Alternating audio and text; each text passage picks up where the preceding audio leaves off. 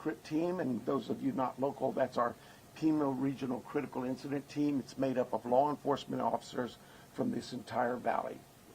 Pasquayaki Police Department, Tucson Police Department, Marana Police Department, Oro Valley Police Department, Pima College Police Department, Tucson International Police Department, Sarita Police Department. There's so many of them, and they are going to help us tremendously. And that's really done because we have so much in front of us still, and we're hoping that, you know, I know the FBI has committed a very large number of men and women to partner with us, work side by side with us. We go do an interview, they're going to be there with us. We're going to go look at some evidence or process evidence, they're going to be right there with us. We're sharing every piece of information, all the data we can to get this thing solved. And it's important that my partners in law enforcement know and understand their roles, because it is very large, complex investigation with a lot of moving parts. And we're at that phase now where sometimes we're waiting, right? We're waiting for analysis. We're waiting for lab reports. But even then, when they come back quickly, for example, some DNA, we rushed what we thought was the best target for DNA. We did a rush through and got some of that back. The results were minimal. I think you all know of the blood on the porch. That was one we did. It came back to Nancy. That's what we know. But there's still more items that have been submitted. We just haven't got them back yet. But in the meantime, we're not just sitting on our haunches waiting. We do have a number of leads coming in, and that's why we brought in the FBI for one, but PCRIT as well, to be able to get out there and handle these leads as they come in as quickly and as expeditiously as we can. And every single lead is looked at, every one of them. And so we're gearing up. You probably have some questions about what you've seen in the last couple of days. I'll gladly answer those at that time. But it really is about getting our partners out there. To be fair, when we went to that scene the first night, Saturday night, it was just us. Since then, the FBI and others have asked, can we go and see it as well? And that's what you've been seeing. But it is a very important case to not just me and my team, but this entire community, all of our law enforcement partners. Suspects. I know there's been a lot out there about suspects, and I want to be very clear. At this time, we have not identified a suspect or a person of interest in this case. We are working our best to do that. But to be clear, we have nobody of interest or any suspects that you would consider a prime suspect. We're just not there. We're not there yet. The timeline, I think we've got it on the board, do we not? This is a timeline that we have been able to develop with some of the things that we've had processed. Various pieces of electronics that we've gathered. And you look at some of this, and I know you're going to say, well, why did it take you so long to get this to us, Sheriff? Well, because one thing, it's got to go out and be processed at different lab sites, and sometimes that stuff comes back to us, and like you, we have questions. And we say, wait a minute, what is this about? What about this? Could it be that? And so it's sent back, or it's sent somewhere else. So, and that's happening with all of the things we see. That process, that review, and that questioning of, all right, what is it we're looking at? So I'll go over it with you. You can see it on the board there, but at about 5:32 p.m., these are approximate times. 5:32 p.m., Nancy travels to her local family's home for dinner and playing games with the family, just visiting. At 9:48 p.m., which is very consistent to what we were told by the family, that Nancy was dropped off at home, and we know that because we have a garage door open at approximately, I can't stress that enough, at approximately 9:48 p.m. At 9:50 p.m., that garage door closes. It is that time we assume that Nancy's home and probably going to bed. Sunday morning, early morning at 1:47 a.m., doorbell camera disconnects.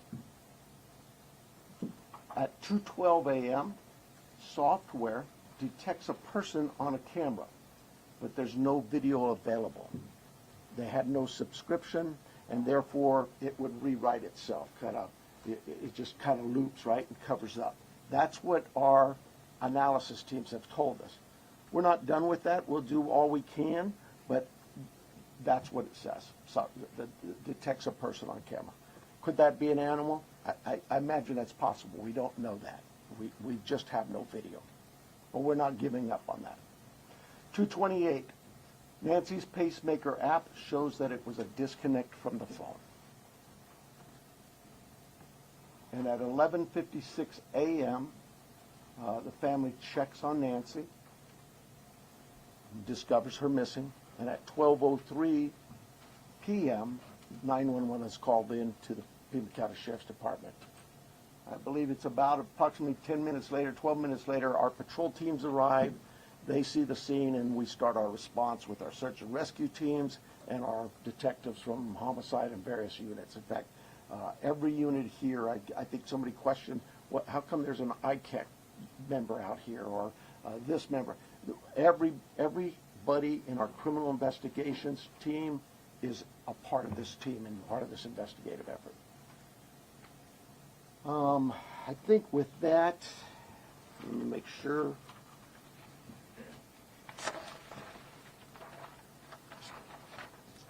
I want to clarify some things that I may have already done, but yeah, I've gone over with the blood at the front door, the doorbell camera. It was removed, we know that, but we're not confirming that any cameras were smashed or destroyed around the house. I don't know where that came from, but that's something we're not confirming. The car, the car that was at the home, it's just standard investigative practices. It's part of the search warrant scene, court orders. We pull it out of there and do our scene processing with the vehicle. Uber, we did speak to a driver because Nancy, we learned, had been taken the Uber to the family residence, the daughter, for dinner. And we located that driver and spoke with them and got that information. The house, you guys got this, I think, conducting follow-up.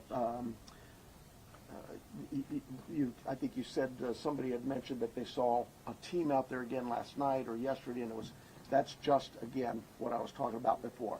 Our partners wanted a chance to see it and examine things themselves, and more importantly, it's just we're constantly following up on things and go, hey, what about this? So we want to go back and check on some things.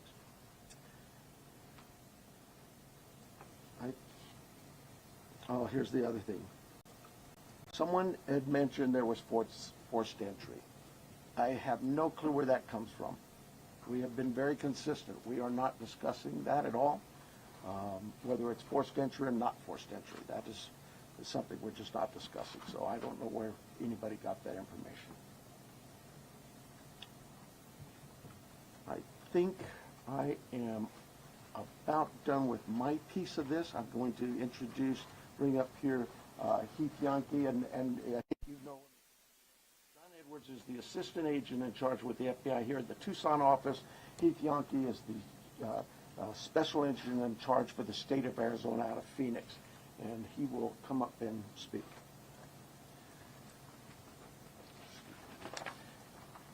Thank you, Sheriff. Hello, I'm Heath Yankee, the special agent in charge of the FBI's Phoenix Division. First, I want to let the Guthrie family know that our hearts are heavy for them. After seeing your message last night, it is clear that you and your family are in pain. Please know that we are doing everything to bring your mother home. The FBI is now working this case jointly with the Pima County Sheriff's Department, and we're going to start today by announcing a $50,000 reward for information leading to the recovery of Nancy Guthrie and or the arrest and conviction of anyone involved in her disappearance, and this will be the missing persons with the reward that will be going out.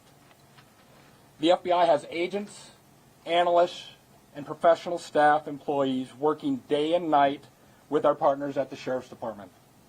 We have deployed additional intelligence and agents from our Phoenix office.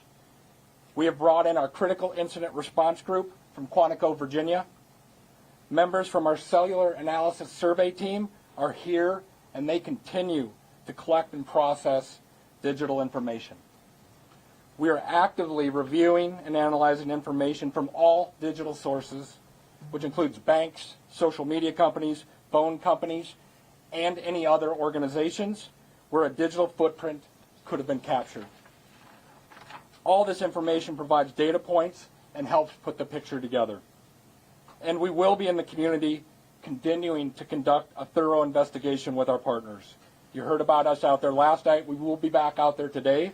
I would ask the media, give our investigators the space to do their jobs while they're out there. Next, regarding the ransom letter. We are aware of a ransom letter that was sent to the local media and then to national outlets. As with every lead, we are taking it seriously. We are in communication with the family, and while we advise and recommend from a law enforcement perspective, any action taken on any ransom is ultimately decided by the family. Thank you to those in the community that have called in tips. For anyone out there that may have information, no matter how small you think it may be, please report it. You can do so by calling 1-800-CALL-FBI or online at tips.fbi.gov. My next message is to those imposters who are trying to take advantage and profit from this situation. We will investigate and ensure you are held accountable for your actions. We have made one arrest related to an imposter ransom demand, and a complaint will be presented to a magistrate judge later today. You will get more on that from the FBI and our U.S. Attorney's Office here in Arizona when it becomes available. To anyone that may be involved, do the right thing. This is an 84-year-old grandma. This is an 84-year-old grandma that needs vital medication for her well-being. You still have the time to do the right thing before this becomes a much worse scenario for you. Please return Nancy home. Thank you.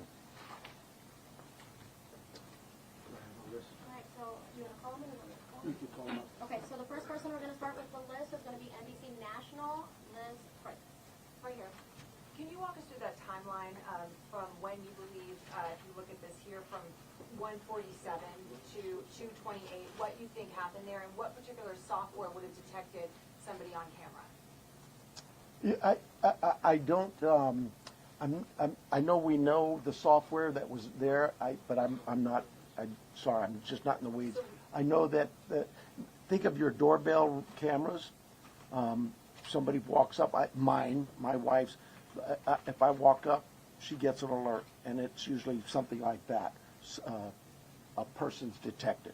So to understand and follow, one, does that mean that it was about a 45-minute span that the suspect or suspects would have been on the property? And then also, does this essentially mean that you cooperated with the tech companies and you can officially say that no surveillance video is available from the home?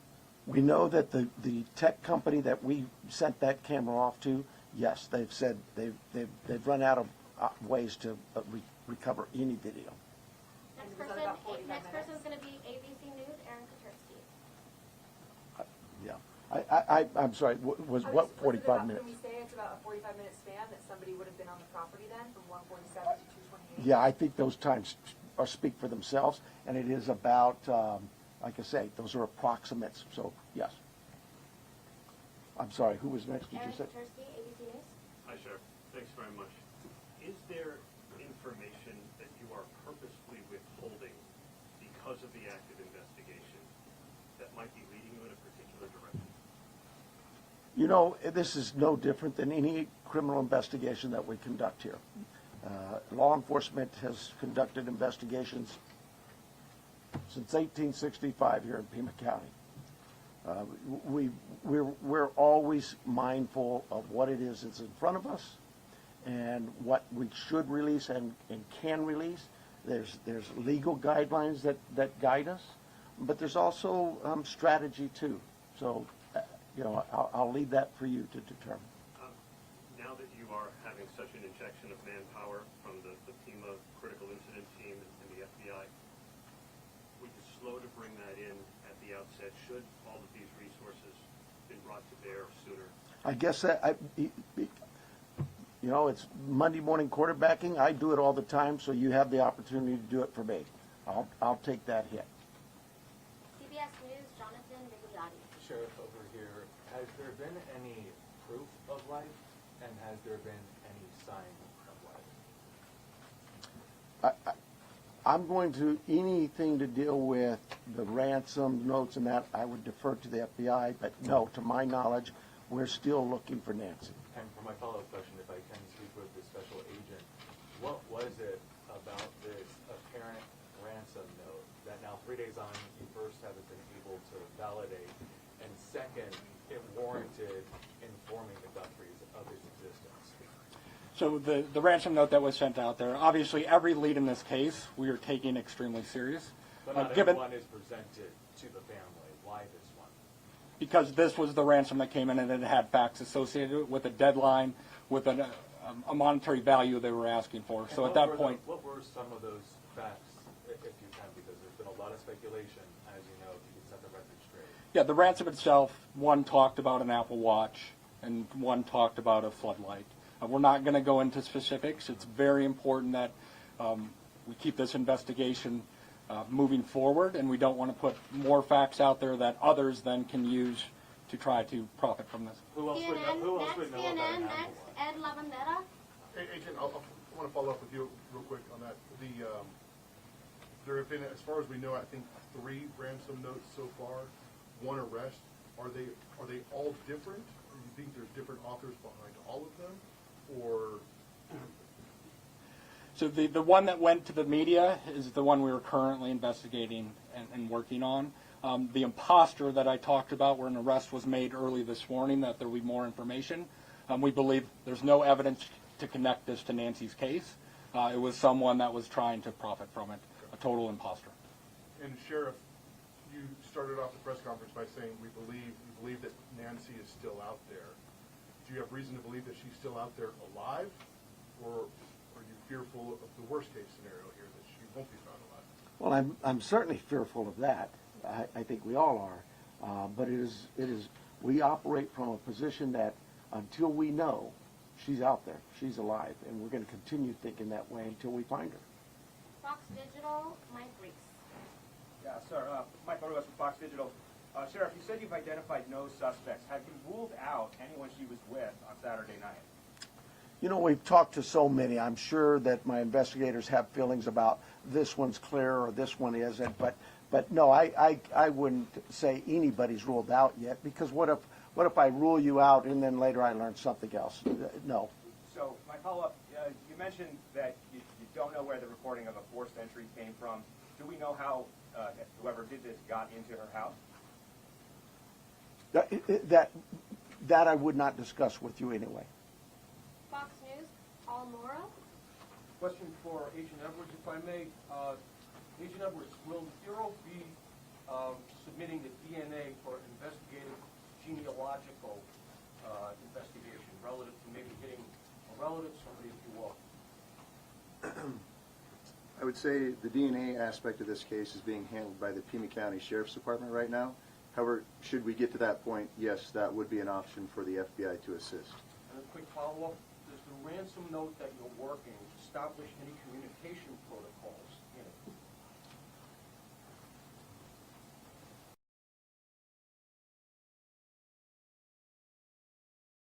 in it? If someone has Nancy and is demanding the ransom, that there is communication with the family. We talked about has been no proof of life, and there was no other demands within that letter. So they're still waiting for communication. ABC affiliate, Ashley Holden. Right here, Ashley Holden. When you say the doorbell camera was disconnected, do you believe that that camera was taken? We do not have it in our possession. We've not located it. And then a follow-up. I know that we've been hearing a lot about ransom notes. We were also hearing in that video that was put out by the Guthrie siblings, and I don't know if this is a question for the FBI or yourself, but the challenges of seeing an image and knowing that it's real. Could one of you address that? Has the family received correspondence, any images, videos? So we're not going to go into facts regarding this part of the investigation. I think part of that message was with AI these days, you can make videos that appear to be very real. So we can't just take a video and trust that that is a proof of life these days because of the advancements in AI and trying to actually get a proof of life that we can verify. But we're not going to go into anything the family may or may not have received. KOLD, Catherine Patterson. So, in regards to a timeline on that ransom note, is that being an impact in your investigation? Are we nearing that timeline? I'm sorry, one more time. So, in regards to the timeline in the ransom note, are we nearing that timeline? And is that playing a part in the investigation? We're not going to go again into specifics of that part of the investigation with the ransom note, other than what we've put out there. We've been transparent. We're talking about we are working that ransom demand, but we don't want to go anything further than that could impact any opportunities. So thank you. Is there any additional physical evidence at the crime scene other than the technology that you guys are using for this timeline? Is there anything else that's helping you guys other than really the technology? Well, I think I said on day one is that it's technology that's going to really help us solve this case. But no, I mean, you know, we did do a process of that scene for biological evidence, so we're still hopeful that maybe something will show up there as well. Arizona Republic, Richard Rella. Agent Yankee? Yes. We saw on the scene, I believe it was you, taking a tripod into the home of the sister. How involved was the FBI, if at all, in creating the video? Any advice for the family on what to say in the video? I would say we use our expertise and provide consultation and advice anytime a family would ask for our advice in a kidnapping. It's ultimately the family's decision of what they put out and any messages they put out. But we were, obviously, you're all documenting every move we make. We were there last night in talking with the family. But every decision is theirs. Right, that was a tripod and a ring light. And Sheriff Manos, you said the blood was found on the porch and on the front stoop. Just wanted to verify that. I say porch, front stoop. It's all in that same general area by the front door. Front of the house. Front door, yes. What, given her medical condition and the fact that it was her blood, as you say, what would her medical condition do with her recovery if she indeed bled out or was bleeding when she left the house? Well, again, I've got to be careful for HIPAA, but I would say this. We know she is in need of medication, daily medication. And we also know that this is day 4 or 5, and still we don't know that she's getting her medication. That could in itself prove fatal. And for the No, that'll be for that the question. For discerner name? KGUN News, we have Craig Smith or Alina. I'll get that for you. I'll do that. Craig? KGUN, Athena, Oh, Craig Left. okay. Have you been in communication with anyone who you believe could be the kidnapper? You know, it goes back to what we talked about. Nobody's eliminated, but we just really don't have enough to say, this is our suspect, this is our guy, we know, or our gal. We just don't know that. And it's really kind of reckless to report that someone is a suspect when they could very well be a victim. It just, I bring to you, to the media, I plead with you to be careful of what it is we put out there, because we don't have anybody here listed as a suspect, and you could actually be doing some damage to the case, but you could do some damage to that individual too. Social media is kind of an ugly world sometimes. And how far out have you expanded your search, you say? You know, I would tell you this, look, nothing's off the table. If we get a lead that there's somebody, hey, you've got this over here or over here, we're going, and that will expand and expand and expand. I think the FBI, with their billboards, they're now planning to put those up at every state around here, at all of our neighboring states. So, we use you, the national media, the FBI with their national outreach, to affect that for us. But as far as the actual investigation, naturally the scene is the primary, and we just keep spreading it out as we get more and more leads. Court TV, Cody Thomas. Hi there, Sheriff. Actually, my question is for Agent Yonke. You know, we saw Savannah Guthrie and her sibling family put out that video last night on Instagram addressing, you know, the tragedy that this is, but also addressing the ransom letter saying they're ready to talk. My question is, did the FBI or any other agency help them craft that message to put out on social media? Like I said to the previous question, we have an expertise when it comes to kidnappings, and when families want advice, consultation, expertise, we will provide that. But the ultimate decisions on what they say and how they put that out rests with the family itself. And as far as suspects, I know we haven't identified one, but what type of suspect or suspects do we think we're dealing with here? At this time, like the sheriff has said, there is no primary suspect identified, so it could run the gamut. So. KPNX, Troy Hayden. Are you actively investigating the son-in-law in this case? I know there were reports earlier this week, and you refuted that. You said you haven't eliminated everybody. Have you eliminated him or come close to it, or are you actively looking at him? We're actively looking at everybody we come across in this case. Everybody. We would be irresponsible if we didn't talk to everybody. The Uber driver, the gardener, the pool person, whoever, everybody. It's so cliche, but everybody's still a suspect in our eyes. That's just how we look at things and think as cops. Does that mean we have a prime suspect? No, and the family's been very cooperative. They've done everything we've asked of them, and we want that relationship to continue. And sometimes people can be mean out there, and that can really harm us and harm our efforts. Did you find blood anywhere else in the home besides the porch? The only DNA evidence we've got back is on the porch. We prioritize things and we rush things, and those items we put out to a lab to rush it. And even then, it's 2, 3, 4 days. The other items could take 10 days, 20 days, but we saw the importance of that blood. It came back to Nancy. So it was only there, it wasn't anywhere else in the house? I don't know that. We processed the house for biological evidence, and we've not gotten anything back. Newsmax, Sarah Williamson. Hi there. My question is just piggybacking off our colleagues here about how far this search has gone. When it comes to doorbell cameras, you say technology plays a critical role in this. Have you been actively door knocking the neighbours and businesses and collecting those doorbell cameras? And is there anything that has come up there, and how far is that? I can't tell you whether things have come up or not, but we have door-to-door. I think we're still doing door-to-door, not just in that neighborhood, but other neighborhoods.